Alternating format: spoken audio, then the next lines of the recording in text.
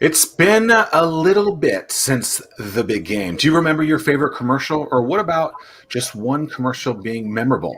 What's up, everyone, and welcome to the Fervent 4. Did you know that only 4% of businesses ever cross the annual $1 million revenue mark?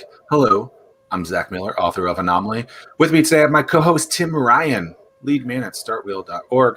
Thank you so much for joining us. The Fervent 4 is a weekly show every Thursday at 11 a.m. dedicated to sharing insights to growing a world-class business no matter the climate. Is a commercial during the biggest TV event of the year worth it? Cassidy Lewis of Cooper Hurley Injury Lawyers just a few weeks ago led this award-winning legal team into the eyes of, well, a lot of people. At least 3, I would anticipate. Cassidy? Hi, everybody. Hey, Zach. Hey, Tim. How are you? How are you? I am great. How you guys doing today? I'm doing great. What an intro. Well, I mean, trying to figure out those numbers is kind of a complicated thing, don't you think? Trying to figure out what the amount of views that we get from the Super Bowl? Yeah. Yeah, the TV station gives you, an estimate. Several million people. And, ours was local. So Right. Remember when you do Super Bowl ads, there are the national ads like that you see, the Budweiser, et cetera. Yeah. And then, if I'm not mistaken, there are 4 slots for local advertisers. Mm-hmm. And so the Cooper Hurley Injury Lawyers has been around for how long at this point now? We are coming up on a decade. Okay, so almost 10 years has been around. You guys probably see their ads on the back of buses and on the office downtown, where the big letters that say Cooper Hurley Injury Lawyers, and a plethora of other places as well. And so Super Bowl comes up. And I think a lot of people hear the big numbers of like, oh, he had to get a 30-second commercial for $17.2 million or something like that. Maybe not that much, but like $5, $6, $7 million, something like that. That's not what we're talking about in this case because it's the local version in Right. there. How long have you guys been thinking about doing a commercial to promote the brand? So we've been on and off of TV probably for the last 6 or 7 years before I got here, right? And I've been here coming up on 3.5 years. And since I've been here, this is actually our 3rd TV campaign. We are working with a local company, Davis Ad Agency, and it has been about 1.5 years that we've been working with them. Like throughout conversations, it's been like, can we do some more prime time? Can we do an NFL game, an NBA game? And I think the timing wasn't right. You kind of present, oh, yeah, maybe. This happened, I'm going to say October. We'd already shot those commercials that you saw. The ones that you see on TV, we'd already shot them. Okay. And one of our partners, I believe it was Griff, just kind of said something like, can we get on one of these games now? Like, can we let's just price out what a Super Bowl commercial would be. And I was like, we can't afford, like, we're not gonna do a Super Bowl commercial, are we? Went back and talked to our ad team, and they came back with the numbers. And it's, it's pricey, but it didn't like knock us off. What's the number? It's over 60 for the full package. So you get pre, you get during, and one during, and then you get post for the package that we went. That's significantly cheaper than I would have thought. Yeah, see, right. And so we were expecting because the prime ad typically. So just to give context to this, right? If you were to watch, I don't know, Masked Singer last night, right, and you wanted to run an ad on there, depending on the market, probably this market, you're probably paying $2,000 to $3,000 for that 130 seconds to be there just on Masked Singer. Other markets, that number is going to fluctuate up or down, but that's just a gauge, right, to see where that is. Not everyone's watching Masked Singer in that case, by the way. Wild reveal, if you guys didn't watch who it was last night. Absolutely mind-boggling. It was wild. No one could have expected who it was. Let's just say that. But so there's the context. So only a 30x that basically. That's not that crazy. It's not insane. And we've been blessed. Hampton Roads has has really trusted us these really well before we started, because even though we've been around for 10 years, my partners, two of my partners especially, have well over 30 years of experience in injury law. So, we've been blessed. So it was like, okay, we can do this. Do we want to? And that's where a lot of conversation came about, we can take, the 60 plus and invest into something else. This is something on top of the marketing budget. Like what are all of our options? And so we went through a few options. I was actually pro Super Bowl. And, since we've done it, people have asked, did you guys blow up like that next Monday, or that what was it like? I know, right? And so I told my partners in December when I was that ad hadn't been running at all at that point. This is the first time it ever aired. Right. That commercial in particular. Right. Okay, cool. Right. So I told my partner, I had no idea what to expect. I'd never run a Super Bowl commercial. I did some research. There were some companies that actually don't do Super Bowl commercials because they get hit so hard either that night or that day with calls. So I had no idea what to expect, but I told them I wasn't looking for... Kind of like Shark Tank, I guess, when people don't have their websites ready and then they get on Shark Tank and then they have all these sales and can't do anything. Oh, right. And I'm that person too. I go to all the Shark Tank brands. No, you don't lie to all of our viewers. I do it. I love it. Do you have a squatty potty? No, but my mom does. Okay, well, you buy it for your family. That's good. What's the sponge that's really that's the number one selling thing? We have one. It's actually pretty good. It's a smiley face sponge. Oh, I saw it. Yeah. We have one. Yeah, I lost mine. Gavin, find that. What is it? I don't know. It's great stuff up there. That's all I know. It's like Scrub Daddy, Scrub Mommy. I think they're gender neutral now. So it's just the Spatty Daddy, something like that. Yeah, I'm being serious. Gavin said Scrub Daddy. It's Scrub Daddy. Scrub Daddy. There you go. Yeah. Anyway, okay. So you guys are. So you decide. Okay, Super Bowl is something that is obtainable. It's in a more reasonable budget than probably initially anticipated. Mm-hmm. What number did you think you were going to see? I thought they were going to hit me with 200,000. Yeah, I thought it was going to be insane. Because I think that that Mike Tyson one from a few years ago was over six figures. Yeah, so it was the Michael and Sons one where he came in and Michael Tyson came in. Obviously, they had to pay for him, but right. I believe that was a six-figure one just for this market. I see. And see, the thing about it is too, a lot of it depends on your ad buyer too. Like what relationship does she have? How many other clients do they have on those stations where she can come in and say, hey, I have 2 clients, for example, that want to do Super Bowl commercials. Can we get a better rate? And that's one of the reasons we love Davis. They're one of the larger. Having a rep in that case was beneficial for you because they have more of a bulk buy, then they can get a better deal. Okay, that's interesting. So did they have another client that did one too? Do you know? Yes, I'm pretty sure Priority was there as well. Got it. Their commercial wasn't as good. I'm not going to say it. I'm not going to say that.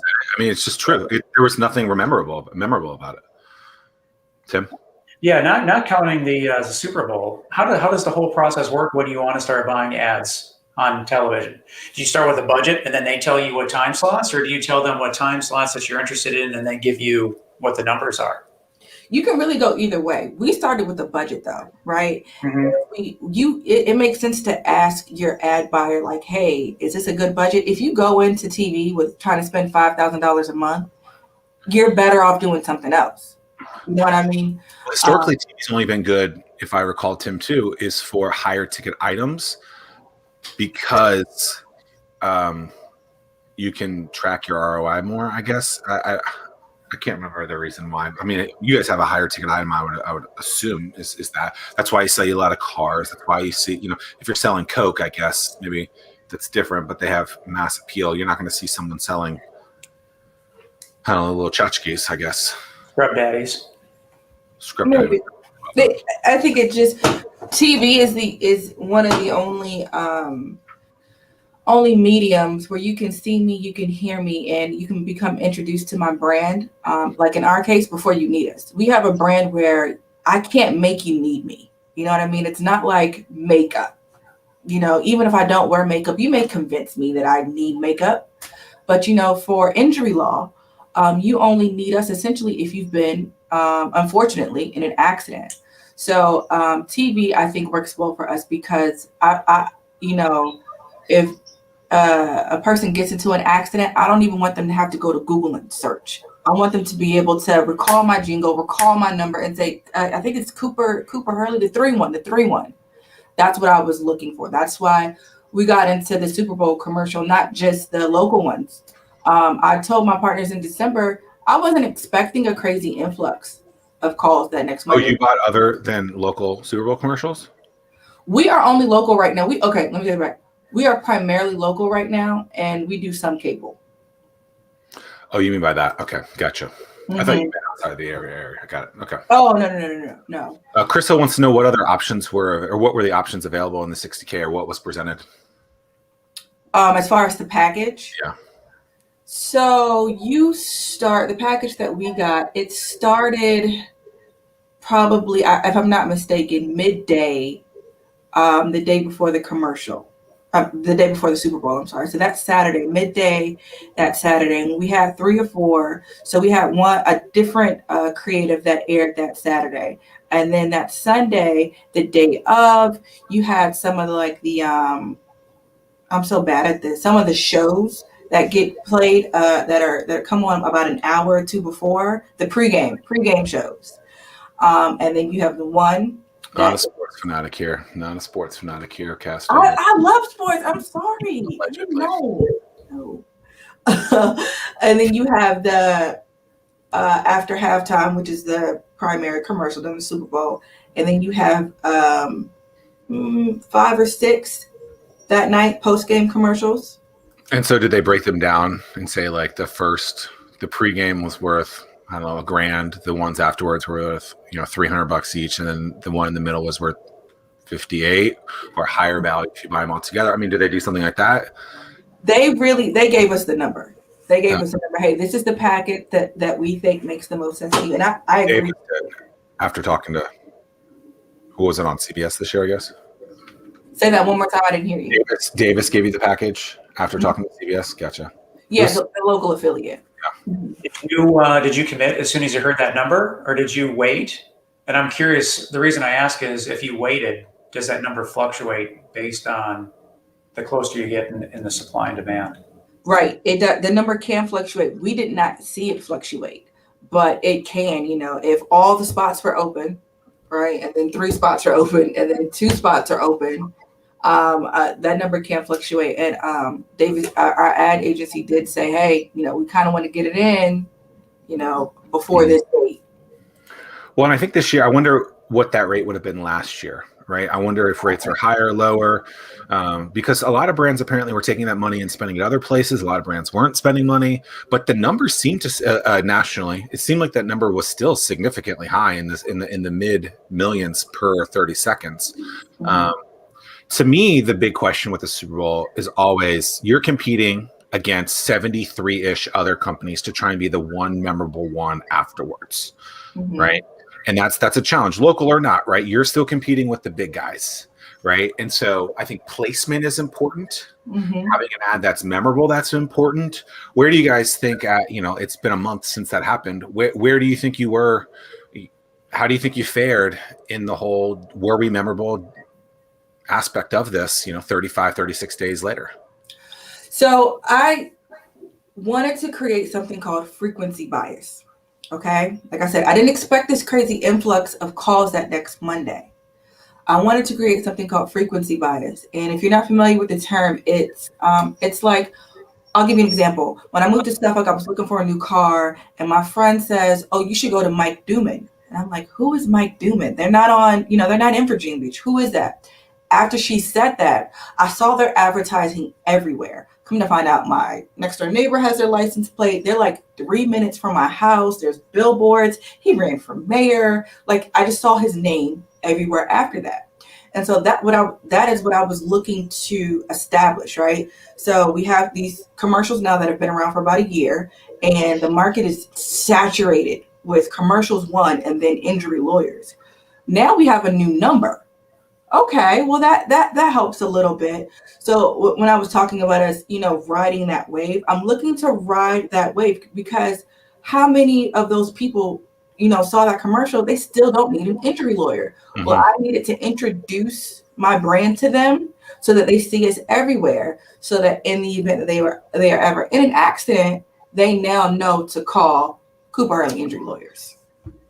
And now, I mean, just like the car, I mean, whatever car you end up buying, you'll see that brand and style everywhere now, even before. Right? Exactly. It's the same thing. Exactly. Right? Like, oh, I never knew of this shoe before, and then I see everyone wearing this shoe. Right. You thought you were exclusive. Well, no one buys my shoes because I am exclusive. Oh, never mind. Yeah. So, how has business changed for you all with the whole COVID for the last year? People driving less, or people getting injured less? Yeah. How has business been affected? So March, April, and May were really rough. And I mean that in like the sense that we definitely saw less calls, less cases, et cetera, et cetera. However, it panned out that last year was our best year yet. And we're looking to build on that this year. Traffic is picking up, like depending on, I haven't seen a percentage specific to Hampton Roads, depending on where you live in the United States, traffic decreased anywhere from like 6 to 40%. And there's some data around that says that traffic around here decreased about 10%. And so we saw about that number decline in the number of cases that we opened, but still it was one of our best years yet. it didn't seem ever like traffic died down. Yeah. Maybe I mean, not that I get out a lot, but it always seemed like I'm the guy who's been to one restaurant over the last year. Cassidy, like I've stayed in. When they say stay inside, I said, let's stay inside. Challenge accepted. Challenge accepted. Yeah, do that for every day of the year. No, I mean I've gone places, but not really. But every time I went out, I'm like, it doesn't seem like there's not a lot of traffic out here. So it's interesting to see that numbers have dramatically dropped. I mean, remember when I don't know if this is actually true, but there was something going around like March and April, maybe even into May, that said, things have cleared up. All this smog has gone away in LA. The stuff in Italy is clear. The water in Italy is clear now. I don't know that any of that stuff was true. It was just someone, spitting out fake news. Let's give them some good news. Let's give them some good news. We'll tell them that dolphins swam into the ocean. Well, that happens every day, but it's okay. Who knows? So I don't know if that's true, but every time I drive, I mean, I've seen traffic, and I'm just like, But that's, I mean, I guess it's good for you that stuff happens, but it's bad. It's a weird thing because you're marketing something we're marketing something like nobody wants an accident to happen, but right. we operate in that reality that it does. And when it does, you need an attorney to fight the insurance companies for you. You're not going to get what you deserve going on your own. It is what it is. So it's a weird thing to I don't want accidents to happen. We don't want people to be injured, but you are. There was also some data that talked about since there was less traffic, people were speeding more, and there were more serious accidents or more serious injuries as well. Interesting. Mm-hmm. All right, I got a little surprise for you. It's not that big of a surprise. I could do 2 of these. I haven't decided, but so what's the number? 3333333. Okay, so why 3333 at the end and not just keep saying the threes? It broke it up. We said them both out loud several times. We had an internal focus group, if you will. Mm-hmm. And 3333. You can easily mess it up and say 9 threes. You'll just say threes forever. 3333 sounded better, and it worked in the jingle better as well. Interesting. Okay, and then with the 757 getting a second area code, have you already been able to secure that aspect of it, or how does getting that number, was that a difficult thing? How does all of that come down because you didn't get 333, 333, 33, 33. You got 757, 333, 33, 33. Does that come into anything? So you asked, no, I have not secured it for the other. Oh my God, I don't want to say that. Somebody's going to hear it and try to get it. No, squat on that bad boy. I know. And it's like, about $60,000, right? No. Where do I even start with that? You know what I mean? Do we even know what the number is? Yeah, they put it out one time. Okay. I forgot what it was now, but they put it out once. I saw it one time. But you also asked if it was difficult to get the number. Yes and no. So I'm not sure if you guys are familiar, but there are companies that all they do is sell vanity numbers, and they are like 20,000, 40,000, 50,000. Like they are same with URLs. Yeah, they are so expensive. And so we were looking into them, and they were just so expensive. And so my partner, one of the partners here, Bill O'Mara, he was like, hey, look, I just called some of these numbers and they don't go anywhere. It was like 333, it was 666. And then I think 888 went to a Chinese restaurant. And so I just started researching like, oh, Cox owned I wasn't going to do 666. Right. That would have been bad. Right. Unless you're that Match.com commercial where the devil's in it. I know. It was so bad too. I like that commercial. I think it's hilarious. I think that's a really good commercial. I remembered it, but I hated it.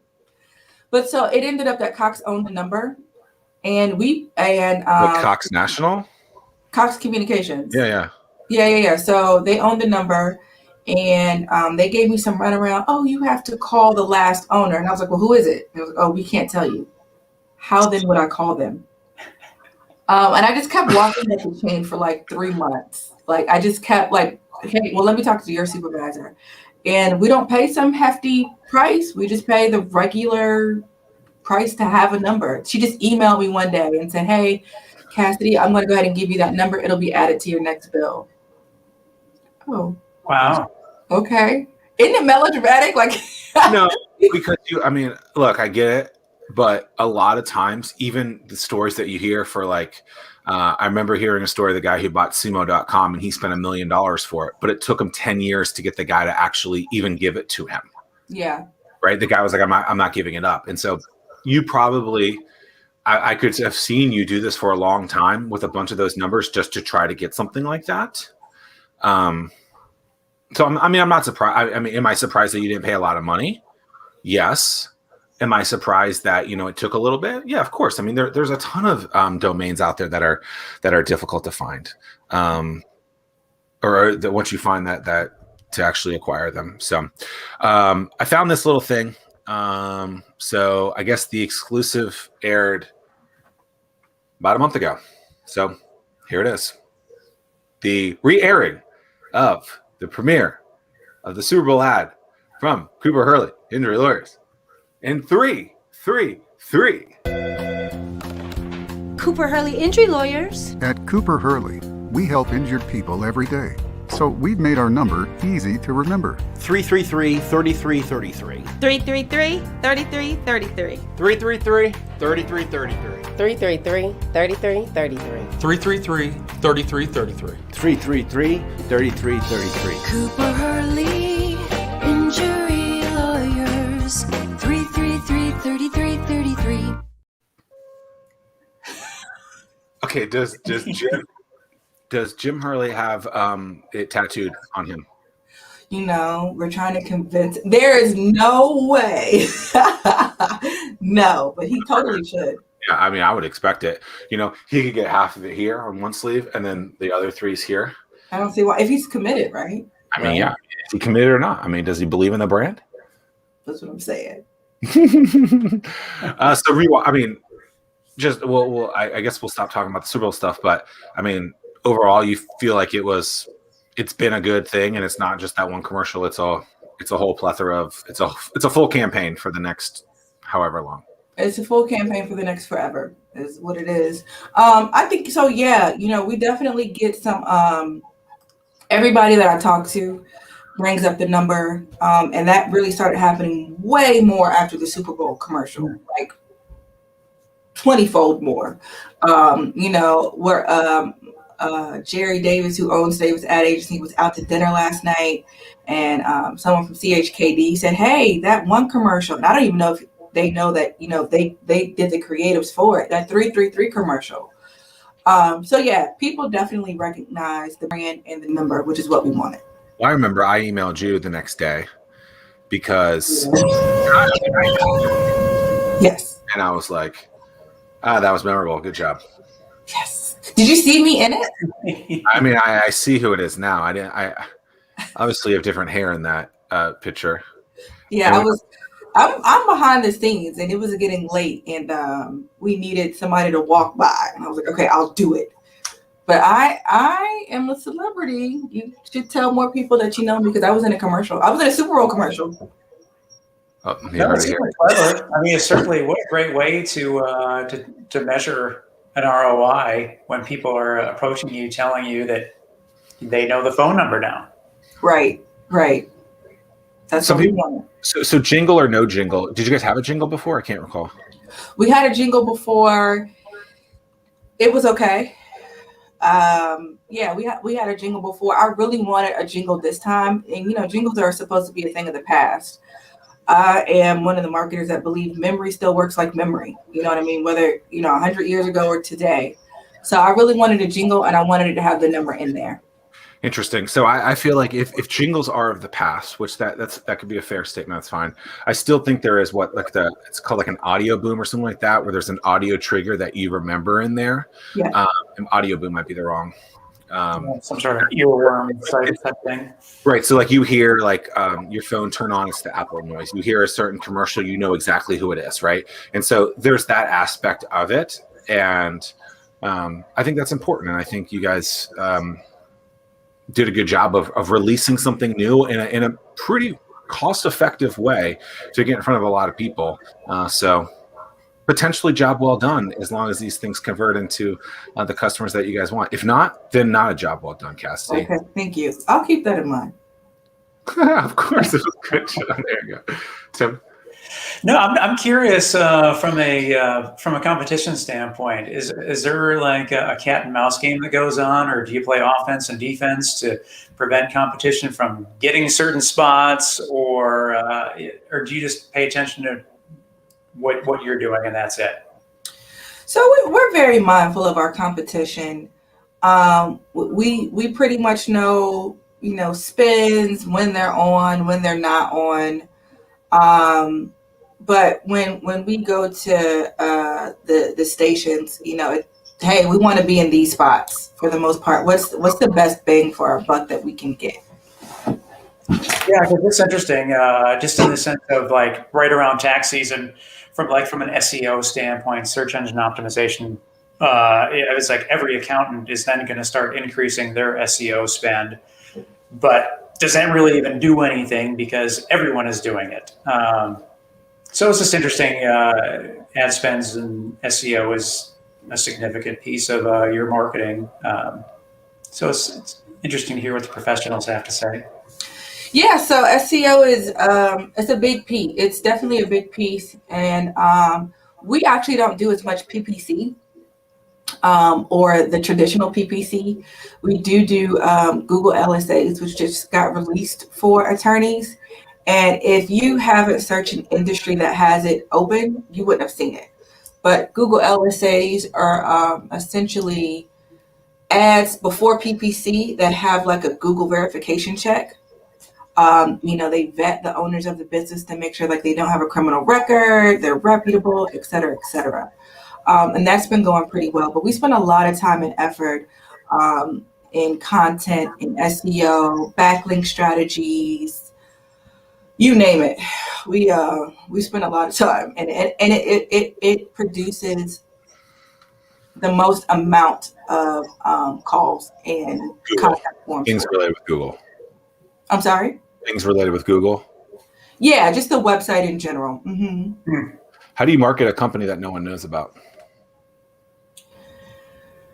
Are you asking from us or just in general? In general. I know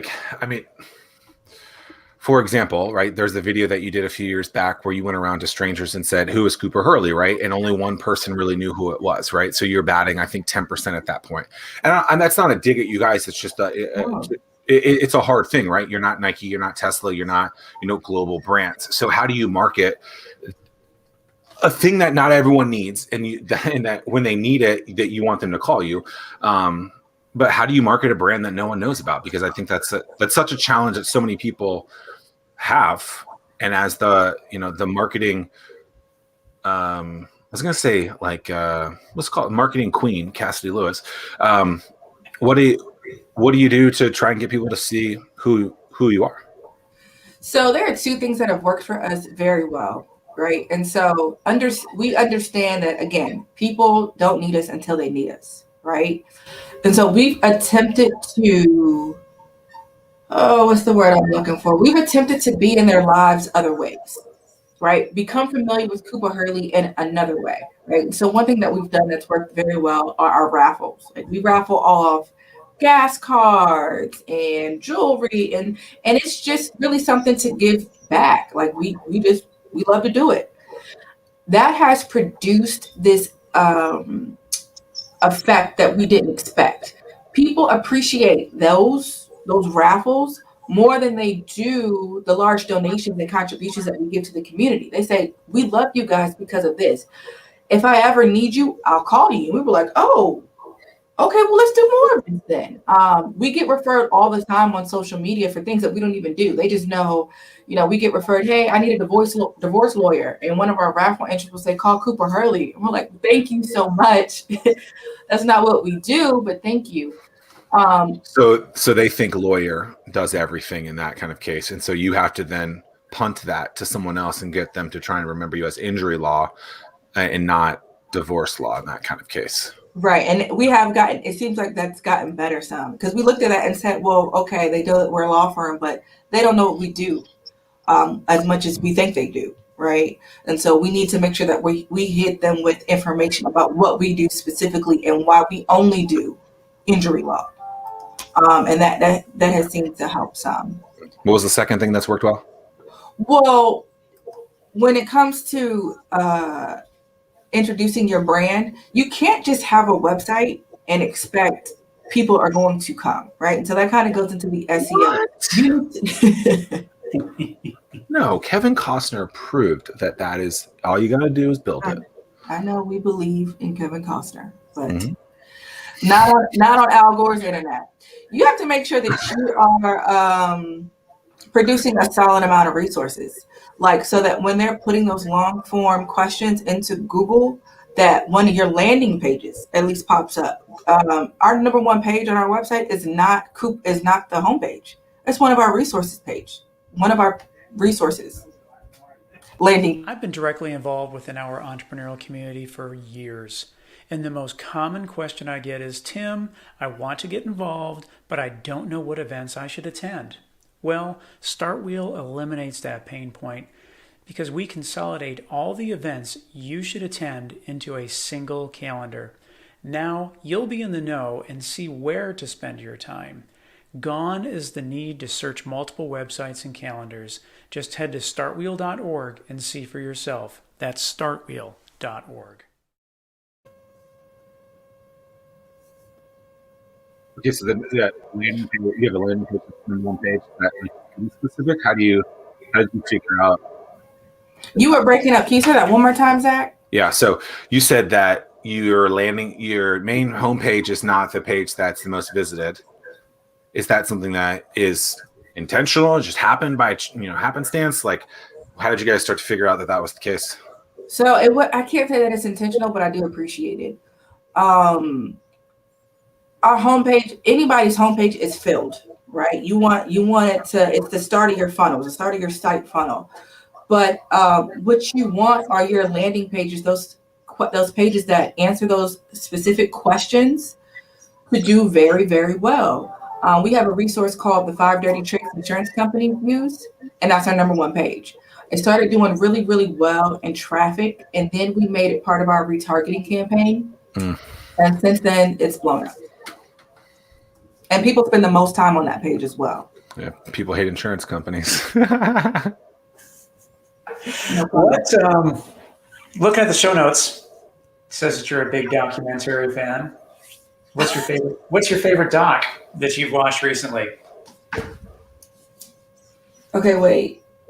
That I've watched recently. Okay, I watch this one all the time though. The Men Who Built America. That I watch it. I've watched it several times. The Men Who Built America. Is that what you said? It's like Carnegie. It's just Ford. It's just a really good. It's like part documentary, part docuseries. Huh. So But can you take stuff away from what they did to build their respective enterprises and apply? Do you apply that to what you do? yeah, it's very interesting to see that some of the foundational theories still apply today. We may understand them better. We may have given them a name, but yeah, they very much so still apply. Except for like the stealing and like the murder. People still steal and murder. Yeah, but just not here. Got it. It is interesting.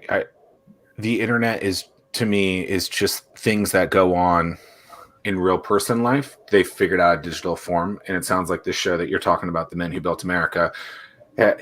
Nothing is really new. There might be a new form of it and a new style of it, but if you can really kind of pull it back to the old days, to the old ways, and stuff like that, and so that's interesting. I think at the heart of it, a lot of the stuff is definitely still very similar. And I think people are constantly looking for something new and shiny, and it's like, well, hold on, like what really worked? Right. Even 10 years ago, well, maybe we could go back to that. What would happen, thinking about like something that worked really well for like AOL. They used to send out those CDs or maybe even floppy disk, right? Mm-hmm. I think that was their number one generator of marketing and new business, right? What's something that a company could do now, taking that kind of marketing and do it? I'm not saying mail DVDs, right? But there's probably something in there that you could do to get, AOL became such a big company. Right. And like speaking of that, like there are so many brands that don't believe in physical mail. They don't. Well, you guys do. Oh God. Yes. Yes. I love it. Like, and if you do like some more recent research, they say like millennials look at mail like a gift, right? And I was like, do I? But we're so excited about the Amazon truck and the UPS truck. They all hit my mailbox on my front porch. I guess I do. Like I open most of my mail. What's interesting, so I have a car scraper that I've had to use a couple of times going to the pool in the last year, and right on it says Cooper Hurley Injury Lawyers. And so what I think is important in mail and in things like this, and the same thing with the book that you guys have, I can't recall the name. The best book about car accidents in Virginia?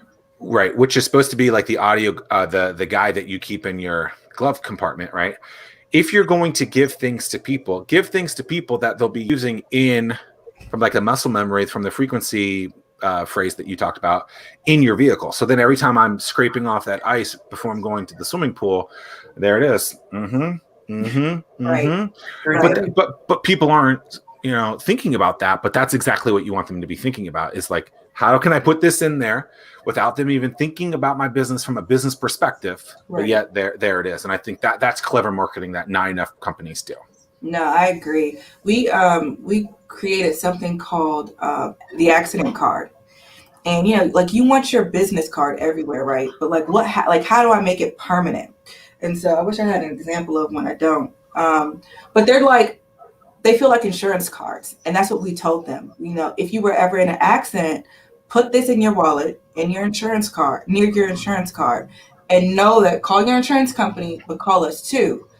What we didn't expect again was the first week that they went out, somebody we sent it to, we don't know who, saw an accident on the road, stopped and pulled out their accident card and gave it to somebody. And we were like, hey, some random lady gave me this yellow and black accident card, I think she called it. Yeah. But you know what I mean? Like have those things, like the things that you use every day, that you see, that you touch.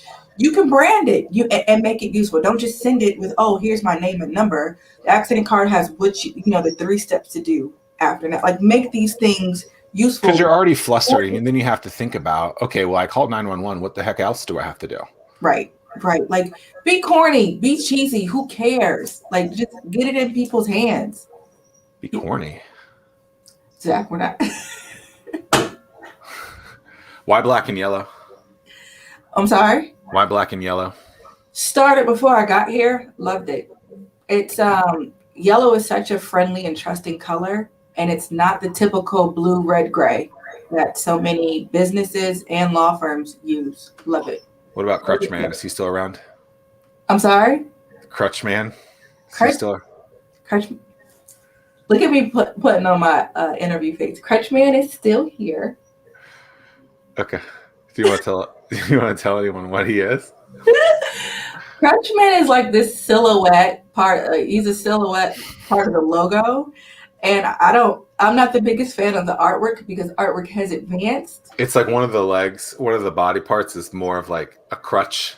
Yeah, so Crutchman, like he's supposed to represent if a person gets injured. And me and my boss, we went back and forth about it for like a year, and I gave up. You know, people know him, so that's the point. People know him. Did you see me put on my interview hands? Are you stuck at your home office, socially distanced coffee shop, or your fancy all bricked out corner office, wondering why no one can see your business and sales are all over the place? Sounds like you need a pro. That's why I developed the Anomaly Academy. Insert clever copy here. Oh, I guess I was supposed to put something else there. Oops. You can grab access to the Anomaly Academy now at zackmillersays.com/Anomaly Academy. How do you stay current on everything? Do you have a team? Do you dedicate time to stay on top of trends? Where do you learn everything to be successful? Definitely have a team. I'm the chief marketing officer. I have a digital marketing assistant, a creative coordinator, and a director of client services. And oh my God, I would not be able to do a fourth of what we do without them. That's the biggest thing. To stay active, as you know, marketing is so fluid. It changes every day. Google has something else out now. So I run a national legal marketing mastermind. That helps a lot just to see what people across the country are doing. Like I hate geofencing, for example, but one of the CMOs told me yesterday geofencing has been kicking butt for them and et cetera, et cetera, et cetera. So maybe it's gotten better. But I also make sure to come out of my industry, out of the legal marketing industry. So I'm a part of AMA. Google Digital Garage is a good place to get some good resources from. And then all the podcasts you can think about, the books. Before pre-pandemic, we used to do this, and I told my team we're going to start it again. Every Friday, everybody sent like a paragraph about something they read, heard, watched, whatever. Hey, this is what I watched. This is what I learned. It was great. We may or may not implement it. But trying to make it almost like muscle memory. Like we have to do this weekly because, marketing, it just changes so often. Yeah, I mean, that's fascinating. I mean, the number one area that startups and new budding entrepreneurs, the challenge they have is marketing. But they don't put forth the effort that clearly you are very intentional in what you do. That's what I was going to just add extra context to it. I wonder, I always like to really deep dive into stuff and say, okay, why are these companies really struggling? Is it because that they don't understand marketing, or is it because they're just lazy and they're not willing to put it exactly. in, right? I mean, you can attend these, for lack of, I don't know what the technical term is, but Google University. You can go to Google Analytics and learn everything there. And people don't do those types of things. However, they post on social media that they just binge watch season X of whatever show. Hey, take that time and learn the ins and outs of marketing. I mean, whoa. Whoever would have thought. You know what? I think it's like you get consumed with one thing. I think people get consumed with their product or service. I am of the mindset that when you're starting out, you have to do everything. You have to do your marketing. So you need to be all the places that you need to be. The issue is, I think sometimes they don't even know where to start. You need to hire the people like Zack, like the people at StartWheel to get you moving in some fashion. Wasn't that a good plug? Did I do a good job?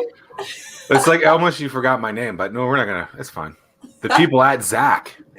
I said the people at I'm just messing. Anyway, but you get consumed. I couldn't go start like a stapler business right now. Obviously, I'm looking at my stapler. But Have you look, seen I'm my so stapler? consumed with marketing.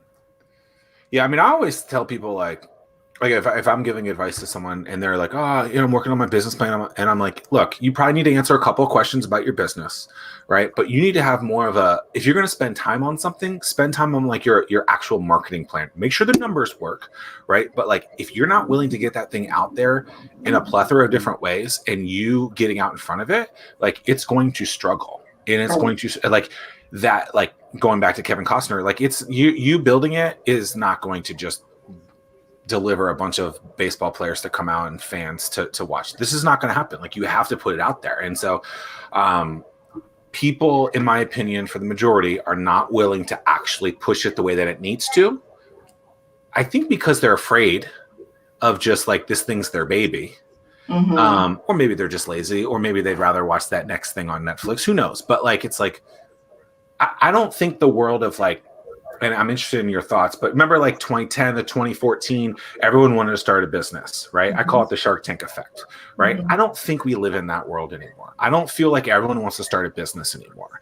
And I think it's because you got a lot of those people out and they realize that, oh, if I quit my job, I'm probably going to have to work harder on this other thing myself. And I don't want to do that. Yeah. Also, all the people that started businesses went back to work.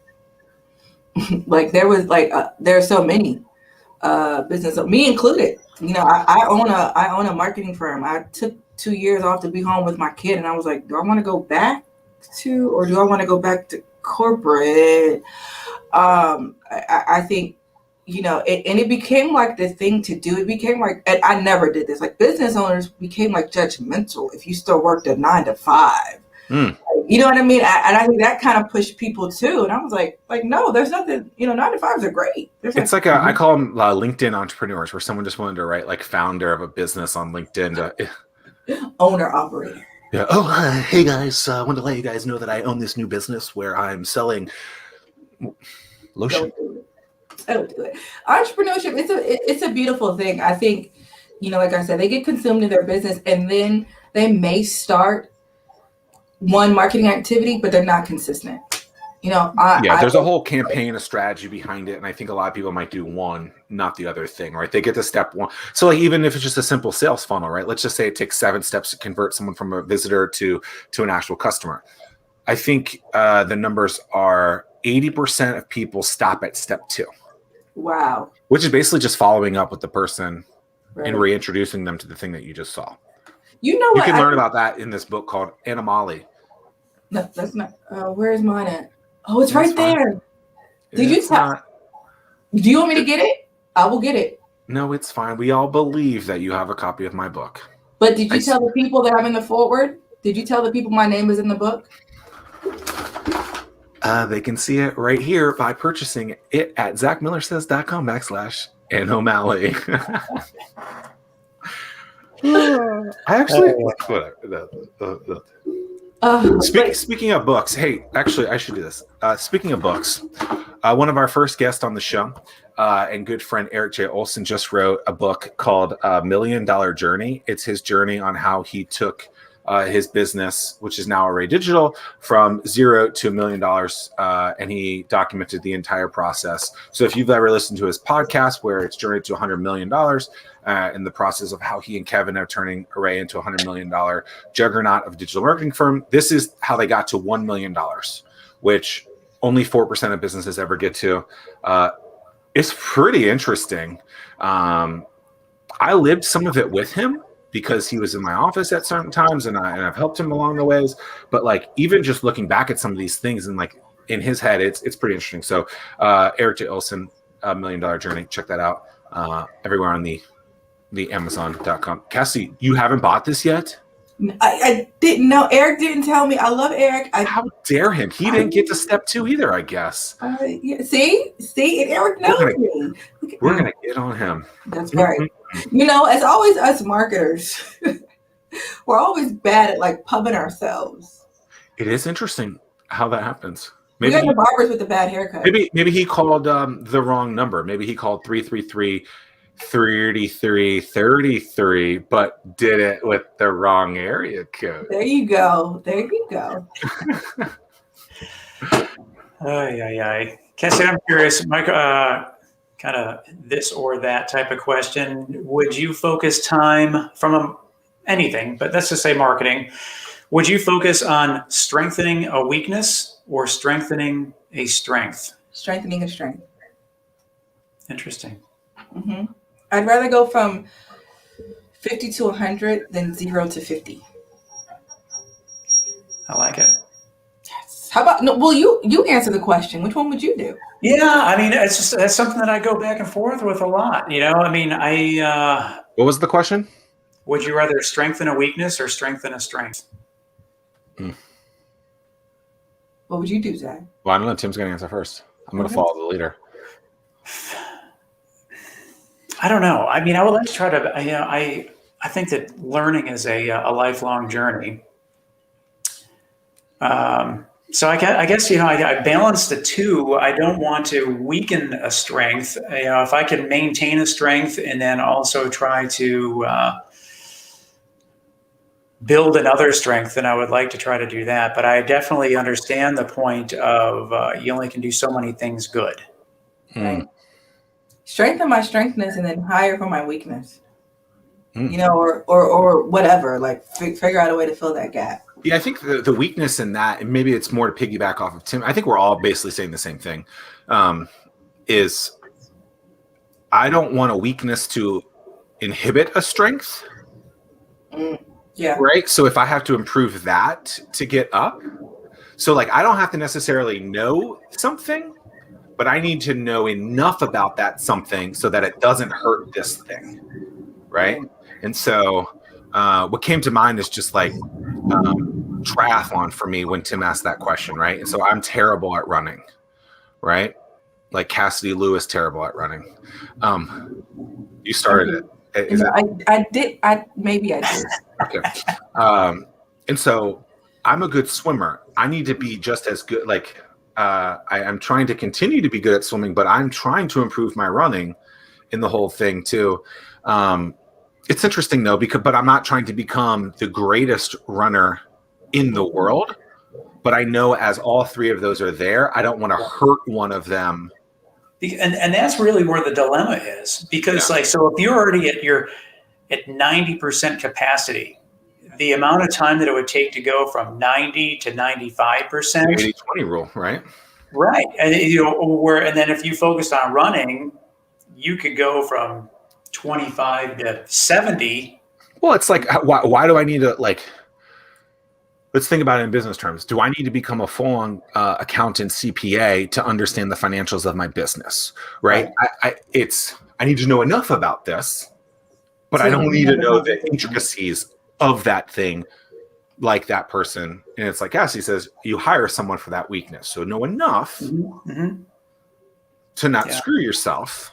Right. But I'm definitely I'm gonna invest in being the best marketer versus being the best, being an okay accountant. Like that's what I even like. Probably, like my guess is like because you hire other people on your team to do, or you leverage other people on your team to do very specific things. Like you don't need to know the intricacies of that SEO campaign, that Google PPC campaign that you talk, or any of those little things, how to create or how to have the conversation with the local CBS affiliate for the ad. Like you know that you want this thing and you have the vision for it, but you can have someone, you can punt that to someone else to get it up. And so I think we were all kind of saying the same thing, and it's interesting. What were the other questions, Tim? No, the other question I had was if your boss, you're the CEO, president, whatever, told you only could pick one method of marketing the business, what would it be? referral marketing. That's good. Tim, what would yours be? I don't know. I didn't think about it.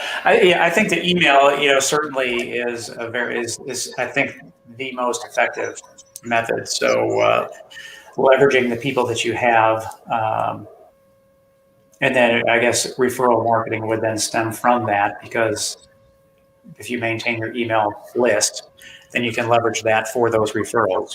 Sure. My answer is twofold. Number one is walk into a room looking exactly the opposite of everyone in that room. So the jeans and black t-shirt effect of Zack Miller, but then also hosting your own events, right? So I wouldn't wear jeans and a black t-shirt going into a room with a bunch of jeans and a black t-shirt. I do something completely opposite, and I'd figure out what that is. But then the other thing, so that helps me a lot when I had first started Hatch and was getting my name out, because people were like, who is this guy? But then they saw me, and then I got their attention. And then I started hosting my own events, educational events around the topics that were important to me and the things that I was selling in my business, and recruited those people to come to the business. And that was super beneficial because people were coming basically to my office, and it put my name on the wall, and I didn't even have to say, they walked into the doors knowing who I was because they wanted to be there for that thing.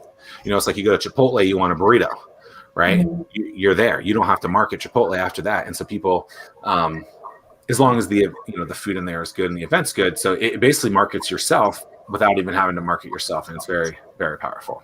That's interesting. But, yeah.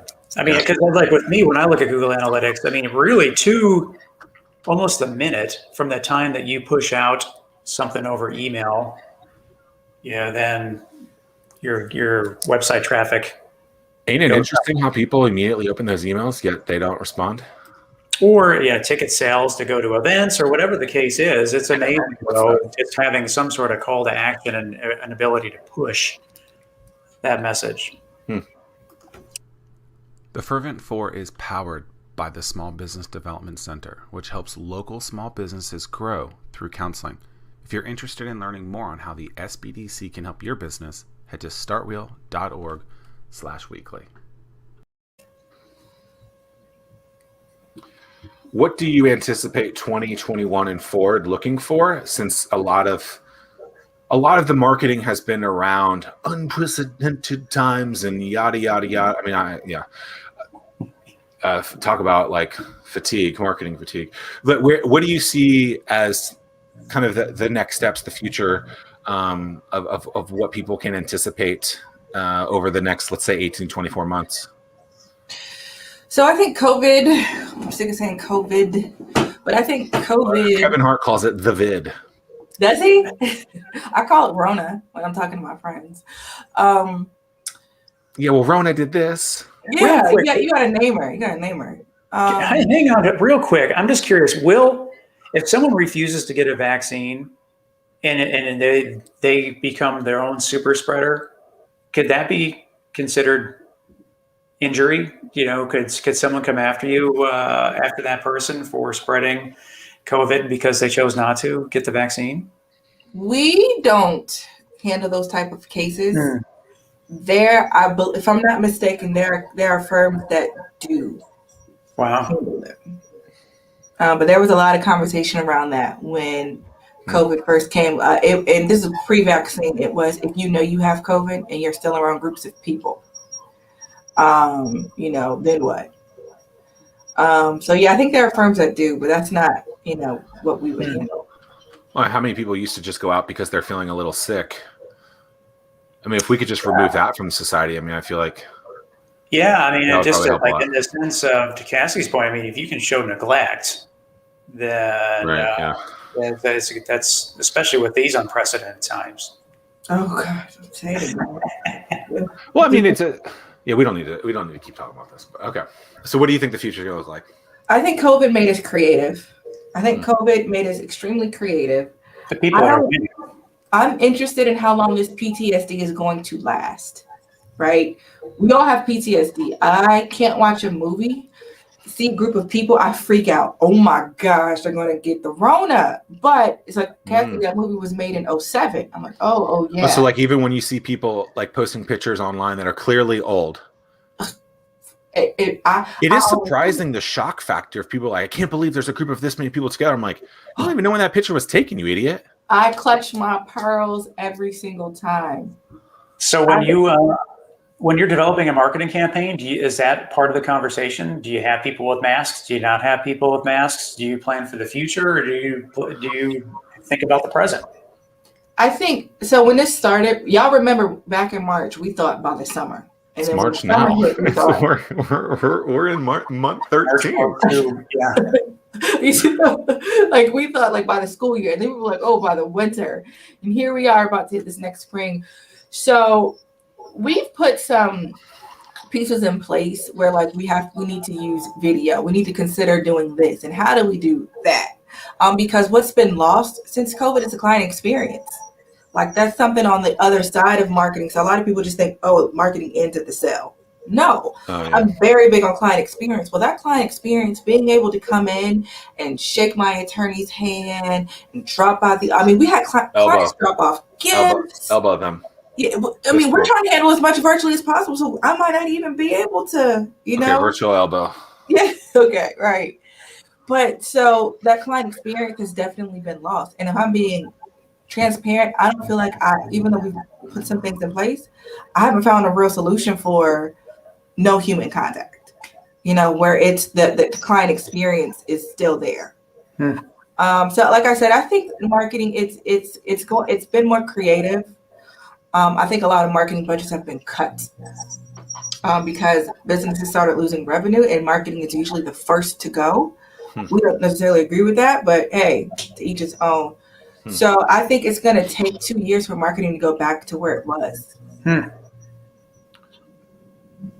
So is now the time to start doubling down on marketing? Yes, it's cheap. TV was cheap. Radio is cheap. They're looking for advertisers. Yes. And even just the fact that more people are at home, more side businesses have been started. People started marketing. People got fired. Well, they started their own consulting businesses. Yes. Interesting. So are you all expecting some sort of YOLO effect this summer, that people are just going to be going out of the house, losing their minds, going crazy, causing all kinds of accidents? I think it's possible, and we don't want you to have to put that in there. Like, are you expecting this? I think it's possible. We don't want that to happen, and especially with the vaccine, people getting the vaccine and they're like, oh, I'm immune. Sort of. I mean, it's going to be a bunch of sailors coming into port once people are able to go out again. People are going crazy. What about just the inability to understand what's really the truth and not through all of this? Like as a marketing person, has there been anything where you like seen something that come out and I don't know of an exact situation, but like, people say, oh, the science says this. Well, my response to science is always data can tell any story that you want it to. Right. And that's the PR person's, the marketing job, the CEO, whoever displays that information out there. It's their job to tell the story that you want, right? And put it into a contextual arrangement that makes you feel the thing that they want you to do. That's our job as marketing people, right? And so people, I don't want to use the word misled, but we can be misled by anything to think one thing. I mean, we were terrified of 2 people getting something last year at this time, and now every day 60,000 cases are coming through, and we don't seem to be as scared anymore, right? Right. So as a marketing person, have you learned anything through this whole process of just like storytelling, marketing, truths? Like what do you do to help market anything, whether it's Cooper Hurley or something else? I mean, it's been a really interesting just year of seeing so much all over the place, of just really understanding, like, I never would have thought we would have closed for 2 weeks, let alone 52 weeks at this point, right? I mean, it's just, what have you learned from the whole thing, I guess, I look at everything. You don't want to watch TV with me. Like, I look at everything as the marketing it took to get it there, right? So I've been paying attention, and I talked about this when COVID first hit. I put this like on LinkedIn, Twitter, Facebook, and all that thing. What people should have gotten from watching COVID marketed, and I'm using that word loosely, but the PR surrounding COVID are 2 things. They're brand uniqueness and brand parity, right? And so people always think that my brand needs to be the most unique thing in the entire world, right? And there's truth to that. But how we all first understood COVID was them comparing it to what? The flu. The flu, which was the worst thing ever that they could have done. I've said that since the beginning too, because it was such a lesser thing that people were like, screw it, it's not that big of a deal. Exactly. Yeah. Exactly. Oh, it's just the flu. Oh, it's 10 times worse than the flu. Oh, it's yeah. Right. That's the worst word. Oh, well, it is an influenza. Okay, but you're referring to it to something where people like just get on with their lives, and you didn't. The severity is not clear enough in that. Right. I think, like watching the fear around it and how it's communicating. And we should be fearful of it, but just watching, like you said, how that data is presented, it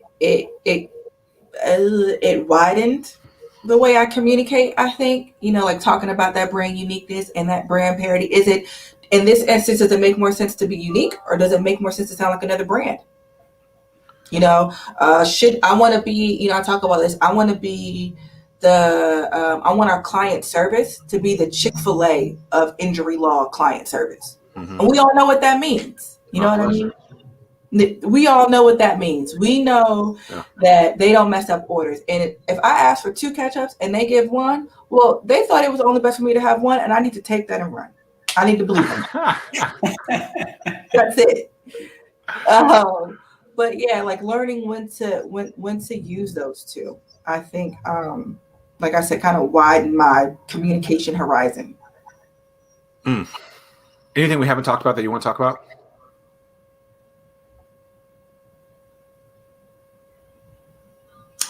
Your nose. I'm gonna. This is my interview hands are back. I just want to make sure that everybody knows who is watching. If you were ever injured in a car, truck, or motorcycle accident, to call Cooper Hurley Injury Lawyers at 333-3333 or visit us at cooperhurley.com. Did I do good? That's perfect. What was the number? I can't hear you. 333-3333. Do you have nightmares about that, or do you have like? What's funny? My 5-year-old randomly says it at Cooper Hurley Injury Lawyers. Like, we had them do a spoof on Facebook. We had the kids of the firm. Oh, that's cute. Like, remake the commercial. It's so cute. Why didn't you run that? We're trying to. That's so funny. We're trying. It's way better than the one you showed. Like, it's adorable. Would you be in this one? No, it's just the kids. Yeah. Attempting to say 3 100 times. And Zoe said it like 14. Zoe said 3 like 14 times. That's great. Cassidy, it's been an absolute pleasure. This has been fun. And hope to see you in person soon. Until then, we'll just have to, virtual elbows. Yes, with the 3, Tim. Thank you guys so much for having me. Usually I say peace, but I'm going to say like thrice today. Thrice, and usually I say peace and pancakes, which is a P and a P word. So now I'm gonna have to say, what's a T word? Let's think. This is not good. What's a dessert? What's a peace and pancakes? What do pancakes have to? I love pancakes. Okay, no, it's you. I'm sorry. What's a food that starts with a T?